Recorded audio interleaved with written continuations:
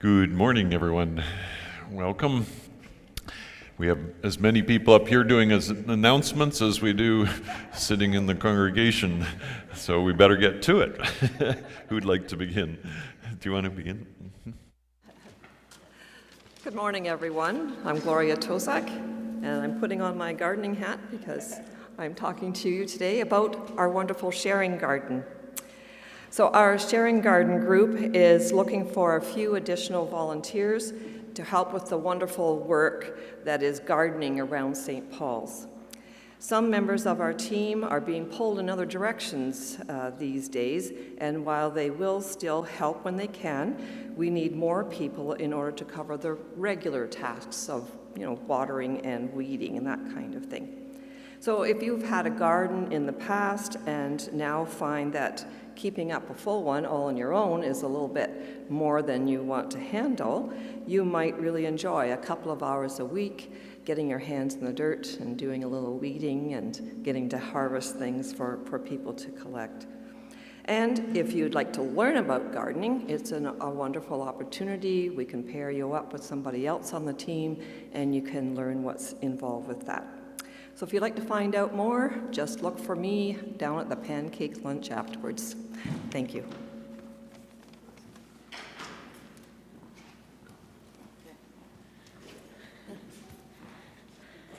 Good morning, everyone. I'm Lois Berger.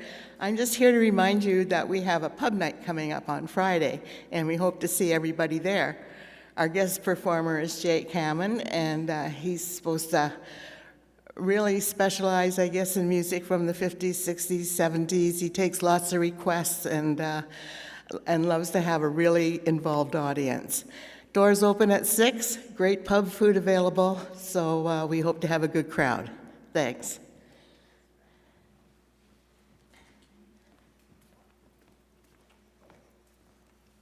Good morning.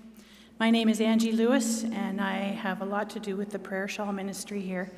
And I realized last week when Ted was blessing the shawls that a lot of people in the congregation don't really know what we do and how long we've been doing it.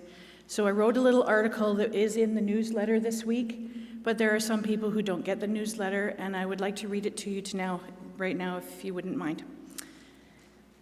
Years ago, when Monica Moore was part of our pastoral team, she talked about prayer shawls. She was a knitter, and she encouraged us to participate in a project by passing a prayer shawl or a blanket through the congregation, allowing those who knew how to knit to do a few stitches, a row, a section, whatever they felt like doing, so that the intentions for prayer and support would be woven into the stitches of whatever article was being made.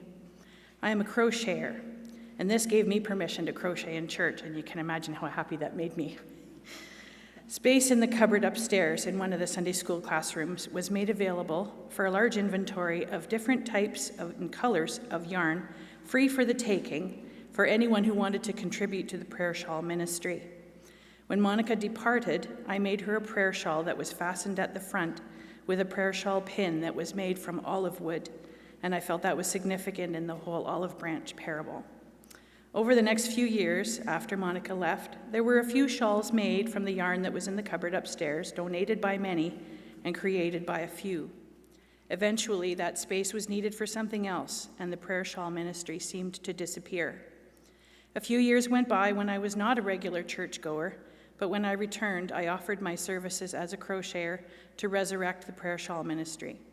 It has become a very important part of the ministry at St. Paul's, and I am ever so grateful for the many fiber artists who have joined the team, and the generosity of our church members with regard to the donation of yarn, funds, their time in visiting the recipients, picking up shawls, delivering shawls, storing a small inventory of completed ones, and making sure that we knew about the people who could benefit from them. Hang on a minute, I lost my place. We have given shawls to people who have lost family members, those coping with a debilitating illness, people who are recovering from surgeries, people who are expecting children and grandchildren, in which case we generally make a blanket, and people who have contributed their time and talents to the St. Paul's community, such as Blair Bailey, A blanket was made for Blair after the completion of Joseph and the Amazing Technicolor Dreamcoat in hopes that it would inspire him to have a nap. Kathy Brown received a shawl to show our appreciation for all the work she did in being our Sunday morning staple for our online services during the COVID-19 lockdown. The great late Shirley Johnston for all her years of greeting people at the Peter Street door, welcoming new members, watching our children grow, and always being that smiling face that would greet us if we were having a rough day. Many of our congregation members have received shawls for the reasons I mentioned previously and have been so grateful their feedback has inspired us to continue. Each shawl is made with love and intention, not always with a particular person in mind, but certainly with the same purpose. It is such an important part of what we do, but is not always in the public eye. Last year, Grandmothers to Grandmothers called me at home after hearing about our prayer shawl ministry. As many of you may or may not know, the organization had an event for many years called Yarns and Yards. It was a fundraiser for the organization, and the participants could purchase a shopping bag full of odds and sods, fabric, buttons, notions, anything like that people have left over and were willing to donate. They have opted not to continue this particular event, and they needed to ensure that the remainder of their goods were used appropriately. Thanks to Eric and Kathy Sale and the kindness of their neighbor, Gail Mueller, for having housed all of the yarn, it was picked up, sorted through, and placed in the cupboards in Memorial Hall for anyone who wishes to use it for prayer shawl purposes. Whatever was not usable for that purpose was donated to the Sunday school for the children to use for crafts. Several members of our congregation have given me money directly in order to purchase yarn for the project. I try very hard to buy the yarn when it is on sale to make our dollars stretch further. If you know of someone who is in need of some comfort and could benefit from one of our shawls, please do not hesitate to let the office know. If it is urgent, we do have a small inventory. If it is not, most of my spare time is spent creating things. There are some things in the works, but those are secrets. In the meantime, I wish to thank you all for the opportunity to serve in the best way that I know how. They say that each of us has a gift. Apparently, crocheting is mine. It has been a tremendous gift to me and my soul, knowing that wiggling my funny little stick around and twiddling with some string can make people happy. If there are any members in our congregation, online, in person, or have been away at some point and might come back now that we're in session, who would be interested in helping out, learning how to crochet or knit, or have time to devote to the picking up and delivery of the shawls, please direct your inquiries and your talents to Katrina Hunt in the office, and she will connect you with any one of us on the prayer shawl team. All are welcome. Proverbs 31:13. She works willingly with her hands. Thank you.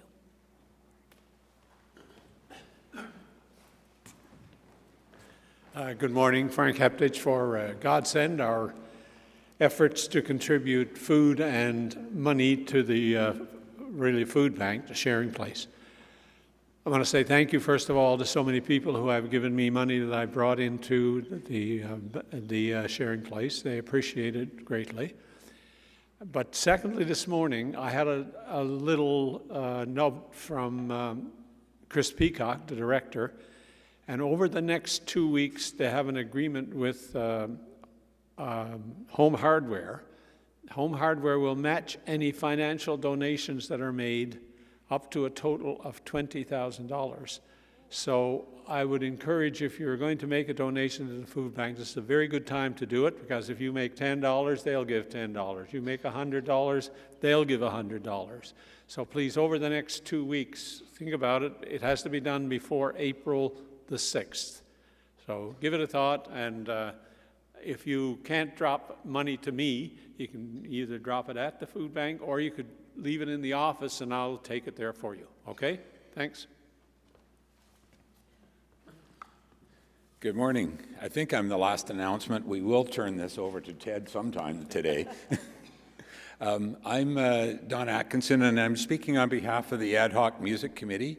You heard from Jody last week, and in a game of tag, I'm it this week. Just to remind you that you have a very important role in all of this. We want your input.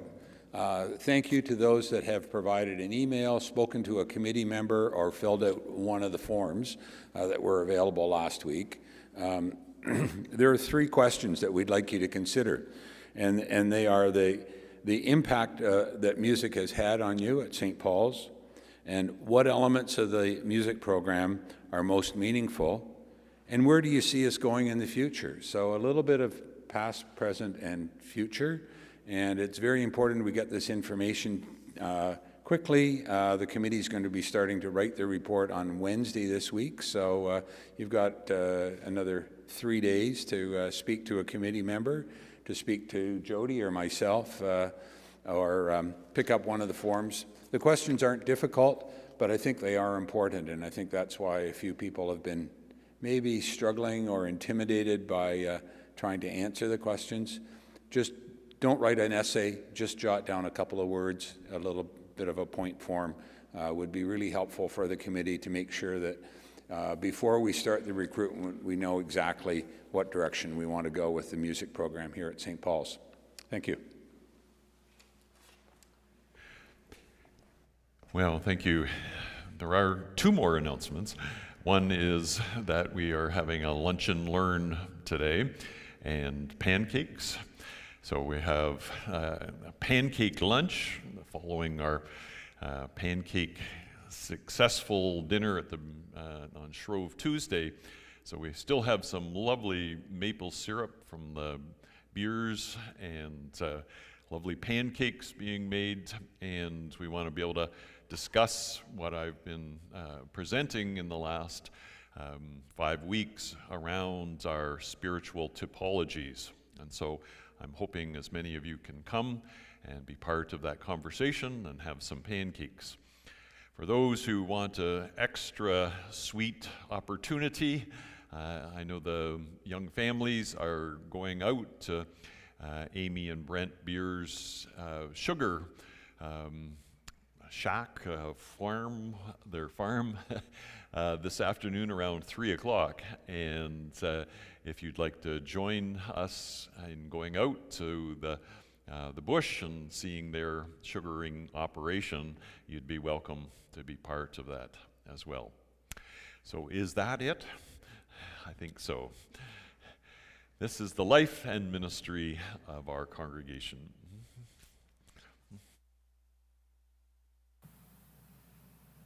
We gather today grateful for the opportunity to meet on land long inhabited by Indigenous people, whom we celebrate and now join as stewards of its beauty and abundance.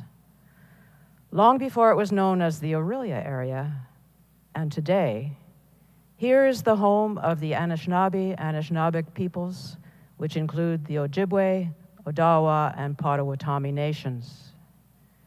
We are all treaty people of the Robinson-Huron Treaty, Williams Treaties, and J. Collins Land Purchase. As we learn about the lands we stand on and the people who live here, we recognize and deeply appreciate the contributions of First Nations, Métis, Inuit, and other Indigenous peoples shaping and strengthening this community, our province, our country. For settlers, this recognition of the contributions and historic importance of Indigenous people becomes clearly and overtly connected to our collective conscience to fulfill the promise of truth and reconciliation in our shared lands and lives.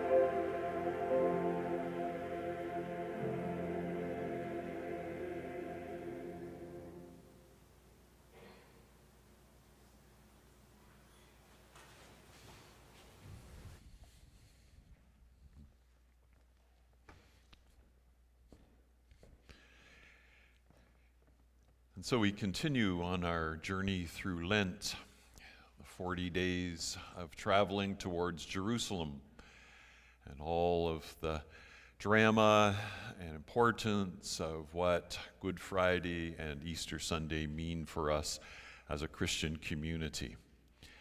Lent is a time of opening, of reflection, of going deep into our own thoughts and what it means to be a spiritual community together. So we light this candle as symbol of that journey, light on the way. So too do we light this candle of solidarity, the rainbow candle that invites us towards inclusion and appreciation of our difference, as well as how we come together as God's people. On this week, as we have traveled through Lent, we have been lifting up different typologies, different lived faith expressions. And so this week, we lift up our spiritual tradition, our spiritual side, those who give particular emphasis to the wisdom-seeking side of our faith.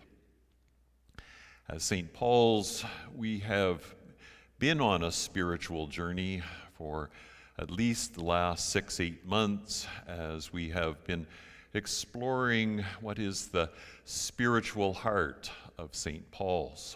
As we live in this time of change in religious perspective, of church meaning, we have been questing to understand the spiritual heart of St. Paul's and to understand that meaning for ourselves. And so we turn today to a bit of that journey and to that experience. And so we will sing a hymn that invites us into spiritual reflection, and then Blair will play some music, and then I'll do a guided meditation leading into a prayer that invites us into looking at our spirituality at more depth, who we are and how we engage as community. And part of the wisdom of these days is appreciating that wisdom comes through different spiritual traditions. And as you know, Richard Wagamy speaks to me, and so this passage that I read this morning seems to invite us into that spiritual tradition. It seems to me that the act of being spiritual is simply the act of allowing myself to feel my spirit move. It's not a huge ideological or theological process. It's just opening myself to living and allowing myself to absorb and be absorbed at the same time. That means I can find Creator in a blues run, a dance sequence, a conversation, a baby's laugh, the sound of the wind in the trees, and the immaculate silence of an empty room in the stillness of dawn. Let us enter into that spiritual depth today.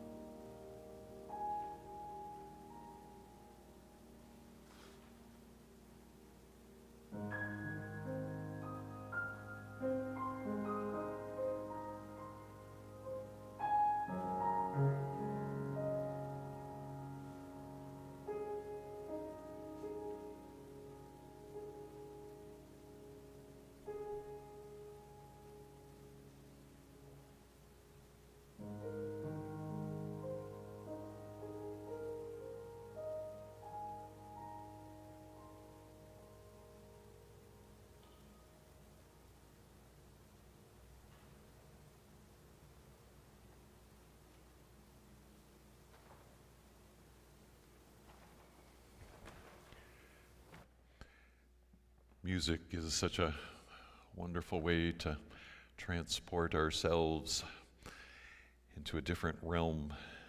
So I invite you to keep your eyes closed and to breathe deeply. Find a comfortable way of sitting in your chair and appreciate the breath of life.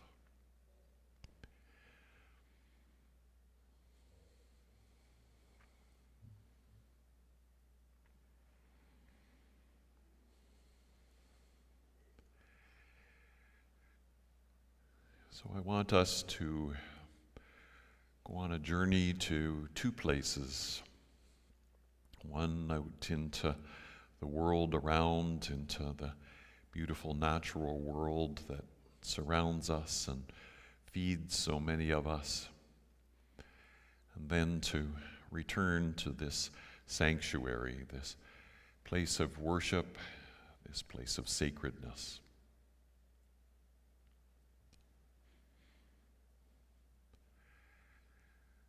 So in your mind, travel out of your house, travel to a place that is special to you, a place that is under a tree, by a water, on the water, on the rocks. Travel there.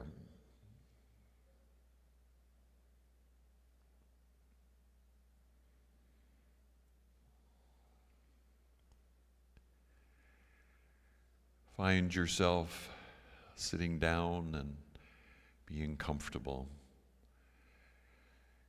whether it's on the moss or the grass or a hard rock. Make yourself comfortable there.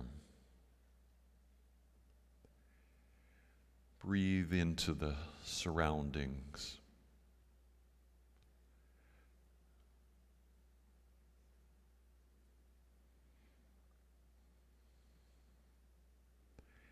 What do you see as you look around?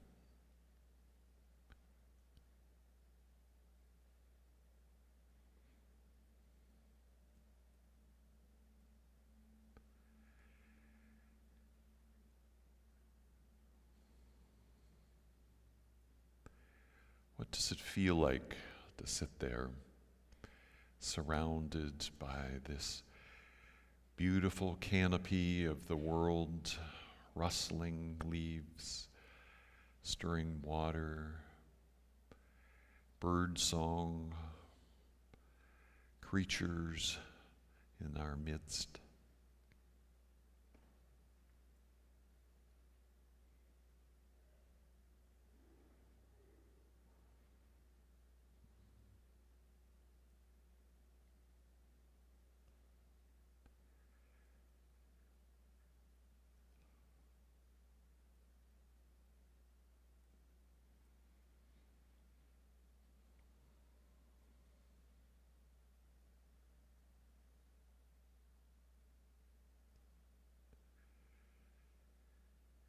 Breathe deeply into that experience. Let it absorb you.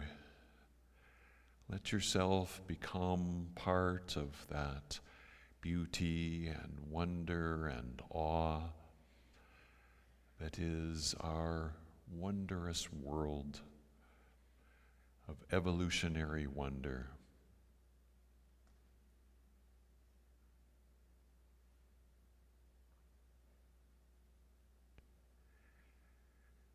Feel your thankfulness at the gift of life and the ability to appreciate this gift.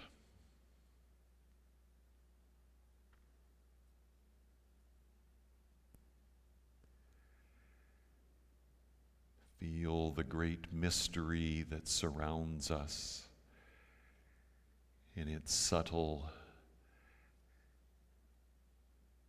unknowing yet present ways of presenting itself to us.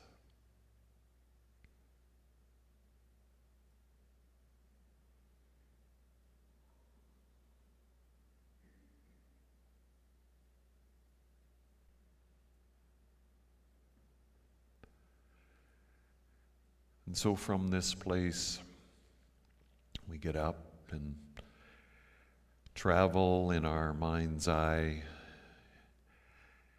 to this community here, to this building of St. Paul's.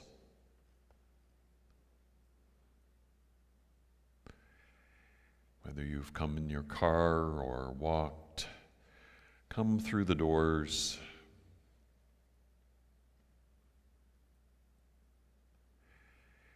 Who do you see?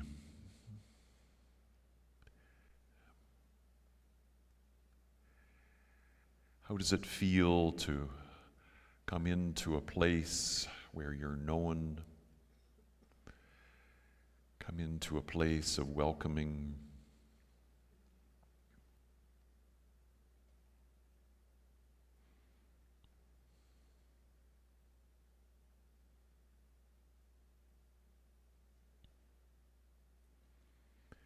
You find yourself in your seat. Maybe it's a place in this sanctuary where you've sat for many years.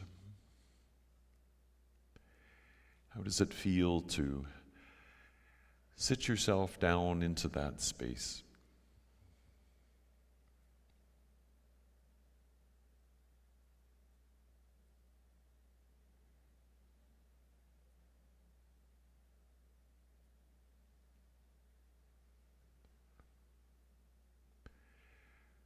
We come into a time of worship.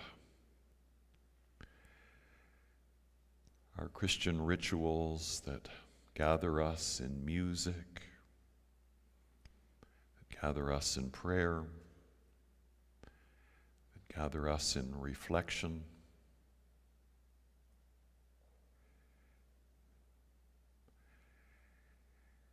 How does it feel to be embraced by this worship experience?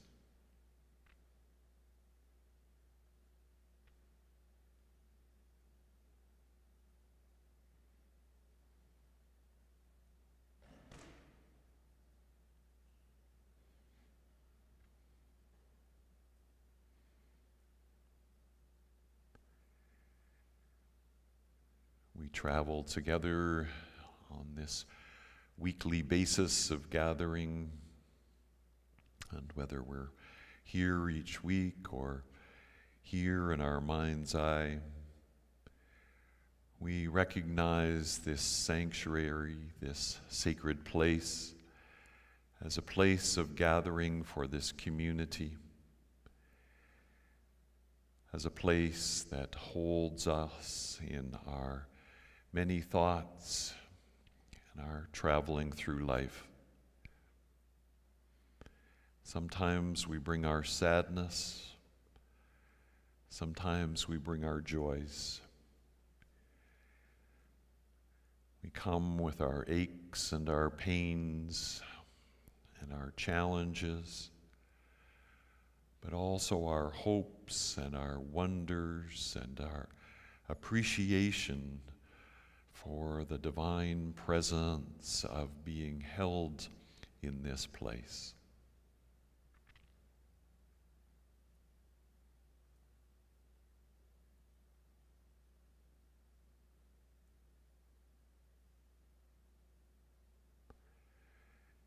And so as a community, we hold each other, but we also offer the energy of our prayers out into the world. As we hold those of our human community, as well as the creatures and the ecosystems of this planet, we hold all that is yearning for healing this day. Those facing violence and injustice, indifference and harm, those bruised and beaten by the world around, those migrating out of fear, those seeking to find a better way of life for themselves and their family.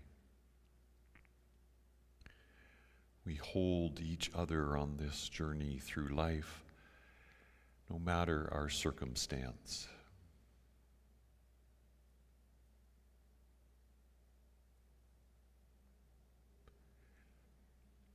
We hold those in our immediate community who live with addictions and fragile housing circumstance and food insecurity and mental and physical health challenges. We offer our time and our money and our resources to share into this community, that we may hold each other in the spirit of compassion that is ours to give.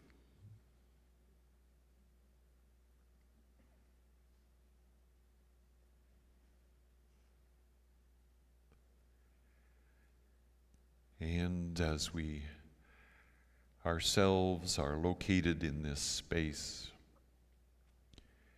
we ask for blessing. We ask for the energy of this community to surround each one of us and to hold us how we are this day,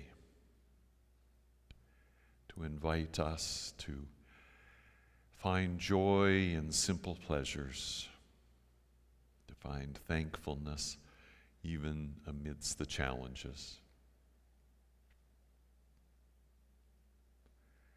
In all this, we are surrounded by a spirit of energetic love that is at the heart of this evolutionary wonder, is at the heart of what it means to be a conscious being, this configuration of trillions of cells that represent this body and this conscious self. So we revel in this mystery and we give thanks. May that thankfulness extend to the world around and offer blessing to all. Amen.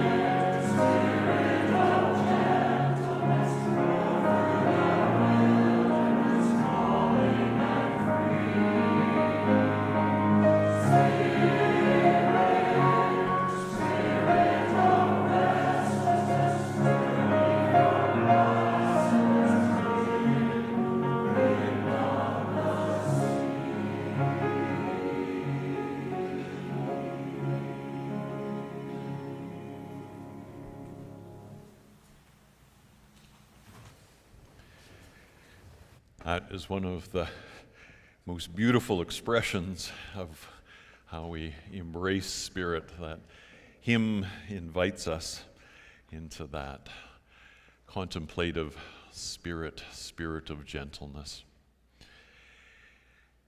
With gentleness, with generosity, with abundance, we offer these our gifts. We offer our time and our talents and our music and all that we bring to this community and to the world. With thanksgiving, we appreciate the gifts given to us and that we can give to others.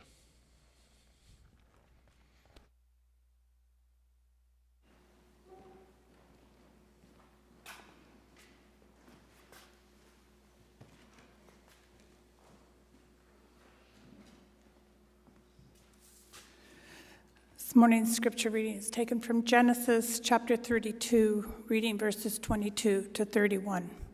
Jacob wrestles at Peniel. The same night he got up and took his 2 wives, his 2 maids, his 11 children, and crossed the ford of the Jacob. He took them and sent them across the stream, and likewise everything that he had. Jacob was left alone, and a man wrestled with him until daybreak. When the man saw that he did not prevail against Jacob, he struck him on the hip socket, and Jacob's hip was put out of joint as he wrestled with him. Then he said, "Let me go, for the day is breaking." But Jacob said, "I will not let you go unless you bless me." So he said to him, "What is your name?" And he said, "Jacob." Then the man said, "You shall no longer be called Jacob, but Israel, for you have striven with God and with humans and have prevailed." Then Jacob asked him, "Please tell me your name." But he said, "Why is it that you ask my name?" And there he blessed him. So Jacob called the place Peniel, saying, "For I have seen God face to face, yet my life is preserved." The sun rose upon him as he passed Peniel, limping because of his hip. Here ends the reading.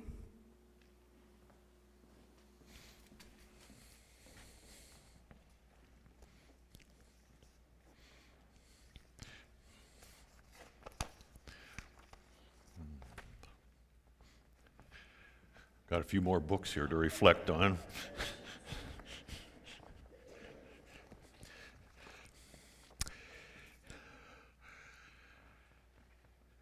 So we've been traveling through these 5 weeks of Lent to explore evangelical, ecclesial, missional, ecumenical, and spiritual. Today we're exploring spiritual a little more in depth.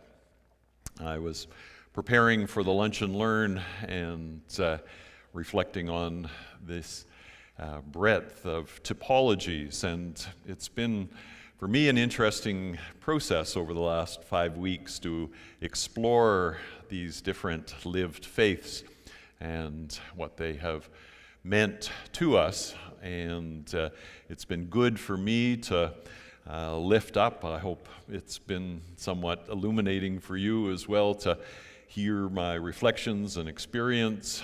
It's been helpful to me to see this range of diversity. And in listening to a lecture by Janet Gear, again, she was emphasizing that we need to be careful in looking at these typologies, not to blend them together, not to kind of say, there's just kind of a smorgasbord that we have all of these traits.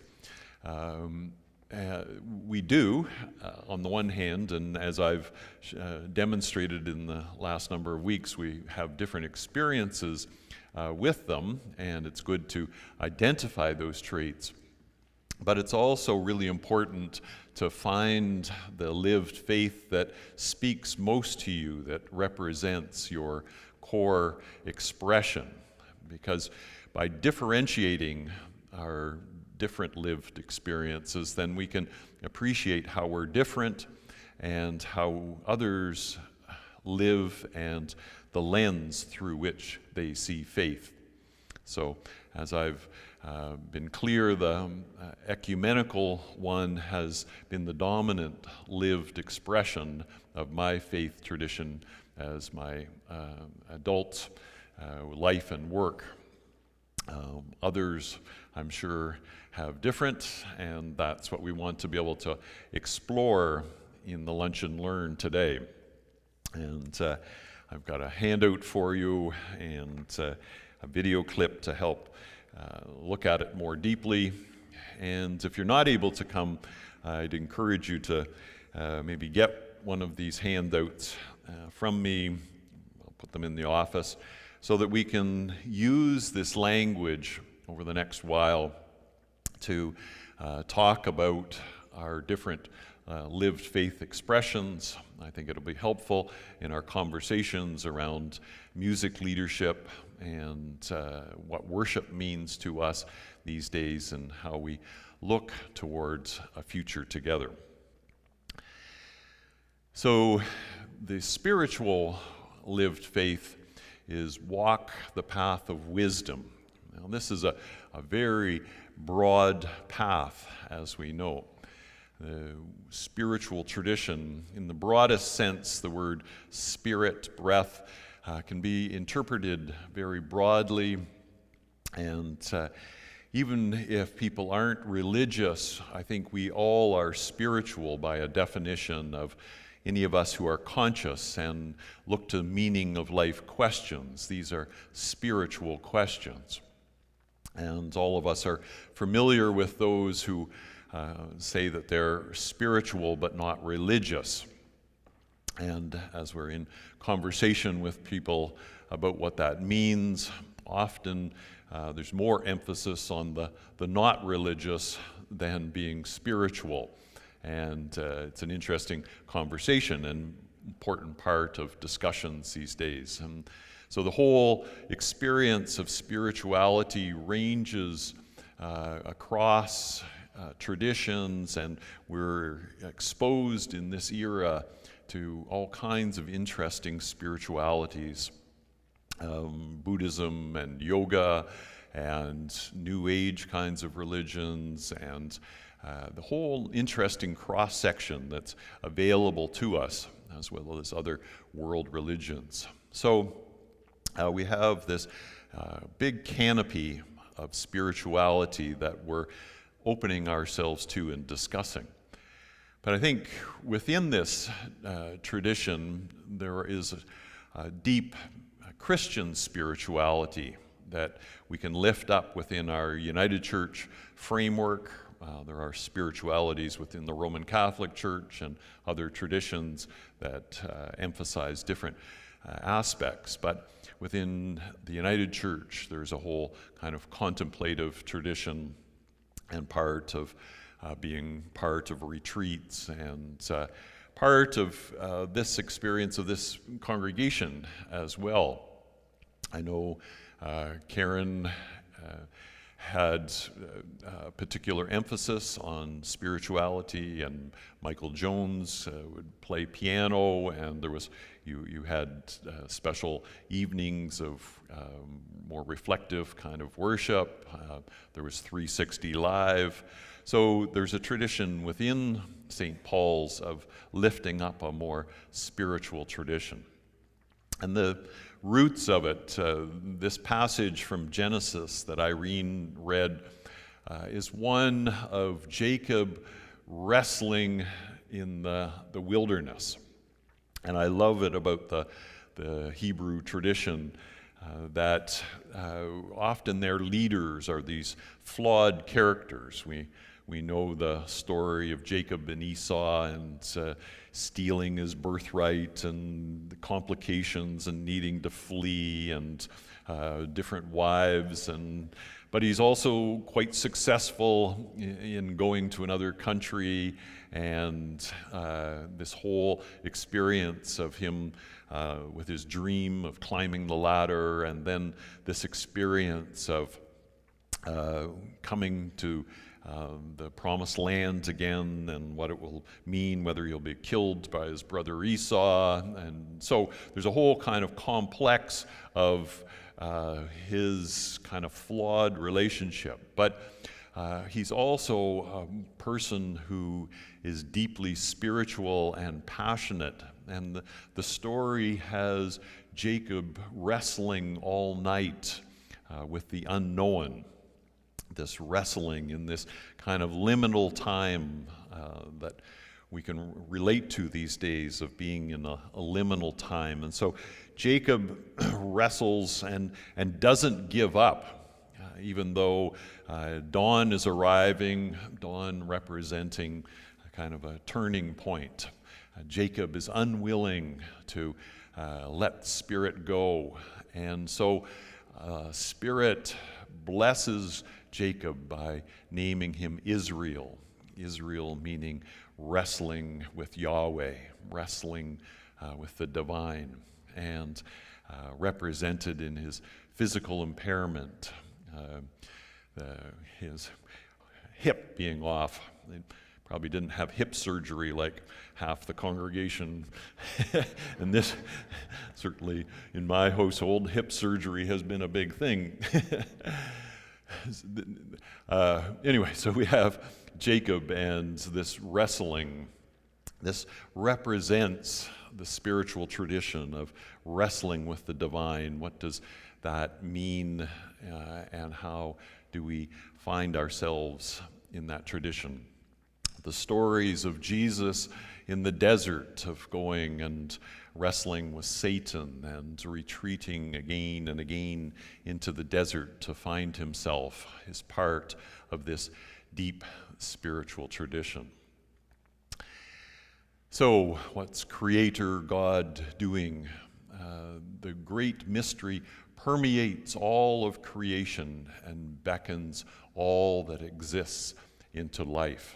So this tradition draws us into this contemplative appreciation of the world around and how to live in the great mystery. My attempt to journey with you in our meditative journey out into the world and into this community invites us to live in the great mystery and to understand what that means. And I think in that wrestling there are two ways of, there's many ways, of course, of exploring into that mystery. And being an ecumenical type, being a guy that lives in his head a lot, there's kind of the intellectual exploring of what mystery is and how we understand that in the 21st century. And so that's why I brought a few of the intellectual journeys that I've been on in the last few years in exploring spirituality in its deep history. Jeremy Lent taking us back 100,000 years, the beginning of spirituality and its influence in language. Harari with Sapiens and exploring us as humans and the rise of consciousness and integral theory. This last week, I pushed myself through this book on God, human, animal, machine, trying to become kind of more conscious around consciousness and its relationship to artificial intelligence and where we're going, the images, the changing metaphor, how much computers, computer language has become a metaphor for consciousness and for questions of the divine. We talk about processing things, and we have the cloud. These images from computers have become ways of talking about the great mystery. And people like Elon Musk have a whole company working on being transhuman and how we can figure out how to transfer our human consciousness into computers so that we can live on and so on. It's unbelievable, and I'm just barely able to understand what's going on. So there is this whole kind of exploration in this era of how do we understand the great mystery and how to live into it. And then, of course, there's the felt side, the other side of it that is represented in eco-theologies and in our retreats, going to Five Oaks for many of us, and being part of meditative groups. There's meditative groups here, and Louise and Gloria are going to, after Easter, offer a series that you're invited to be part of. So we have this kind of experience of opening ourselves intellectually, our minds, to living in spirit, and to appreciate the felt sense of it. And how do we go deeper? In our liberal Protestant tradition, we have tended in worship to emphasize the word and music and this kind of worship experience. Other traditions give more expression to the emotive and how we can live into a deeper spiritual sense. So within this tradition, as we look at it, there's great strength in the discipline and self-knowledge and openness to spiritual traditions. The shadow side, as each of the traditions has, is one of self-preoccupation, elitism, narcissism, kind of too much emphasis on individual. Everything is about me and my soul and my individual spirituality to the exclusion of the world and being connected around. And so the antidote to that kind of narcissistic self-interest is to engage in community and be part of community that offers us points of reflection in our spiritual strength. So in this time, we have been challenged to understand what is the church and what's our spiritual root, how do we carry it forward. And so what's the church for? To serve people by uncovering holy wisdom on the spiritual path to union with all life in the great mystery. This is the definition for spirituals about what church represents. But this final quote is a challenge to us in the church as we live in this liminal time. If we are part of a shrinking church membership, at some point we will get booted out into the world.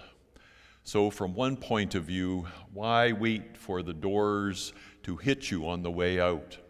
Why not reinvent the church in the very centers of our community? At least we will get to meet a lot of new people who are not going to darken our church doors. However, a shift requires a new theological frame for ministry, a sense of adventure and support and training for adventure travel. We could think of it as Christ leading us into a new dance of becoming fully alive. So each of these traditions, these lived faiths that I have lifted up, challenge us as faith communities, whether we are evangelical and wanting to witness to the word, or ecclesial and attempting to build communities of support, or missional with Frank's urging us to engage in our sharing ministry and community, ecumenical, looking at the systemic issues, or this spiritual questing of what is the deep meaning of life. All of these traditions and lived faiths offer us ways of how we, in this 21st century and 2023, can be a faith community following this deep spiritual, evolutionary, wondrous experience of the divine in our midst. And so we are invited in this Lenten time to be open, to be challenged, to be questioning, but also to be filled and inspired and full of that wondrous gift of life. May it be so. Amen.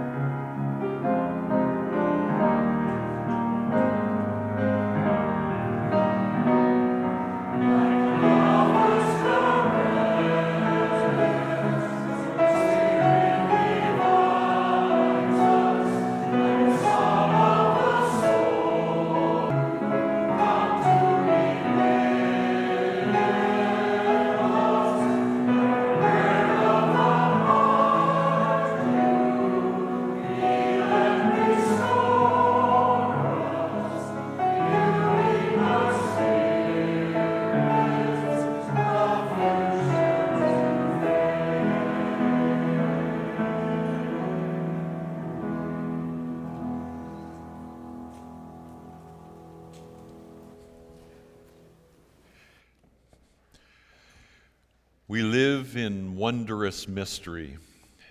We live in a world that is open to the Spirit moving us and challenging us and embracing us with the gift and opportunity of life each day. And so we give thanks for Creator's gift of this wondrous world.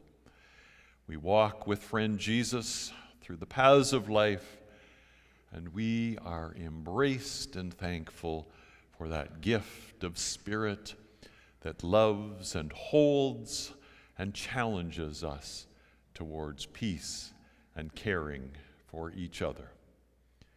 Amen.